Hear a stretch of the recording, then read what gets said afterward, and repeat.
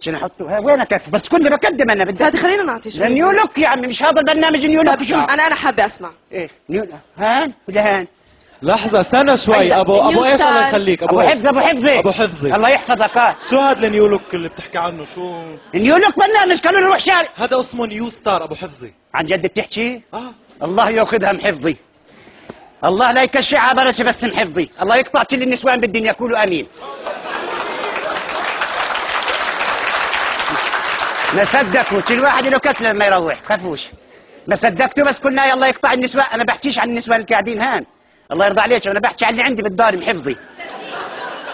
الله يقطع من بين النسوان حدا بتجوز وحده اسمها اسماعيل ظل الله وكيل انا والله لا الدستور لا شو سمعت ناكيت بحبها جدا وبحترمها يا دكتور وبخاف منها شوي بس مش كثير يعني حتى لو خفت يعني شو بتضحك انت كان بضحك حتى لو خفت انا خايف من حدا غريب مرتي هاي بعدين عن جد في هاي زلام ملان الزلمه اللي بخافش من مرته يرفع ايده نزل ايدك انا بقول الزلمه لا صدق يا رفعني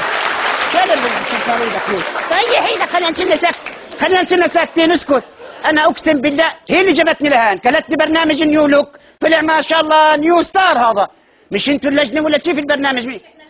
انا ما مسكت جريده الايام هاي بتطلع لنا في رام الله قريت فيها بلوا اعلان على قد الصفحه على الكد مكتوب اشبه فندق برام الله يقيم المهرجان الاول للنيو لوك الفلسطيني والله كنت عارف الحمد لله احنا فلسطين حلينا كل المشاكل وما ضل عندنا غير بس مهرجان نيو لوك ما شاء الله الله يلكك يا ربي المهم يا ستي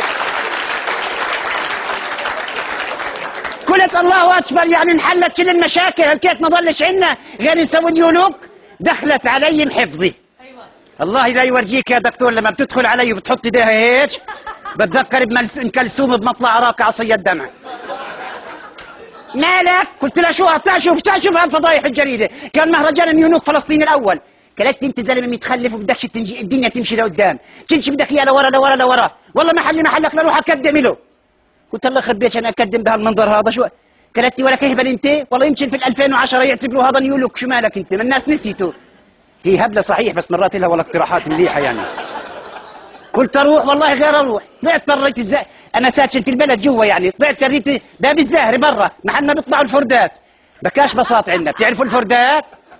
الفرد سيارة الفرد هاي برش ب10 تعرفوهاش؟ عشان الحال اللي بيعرفش الفرد هو عبارة عن ديسكو له 4 عجال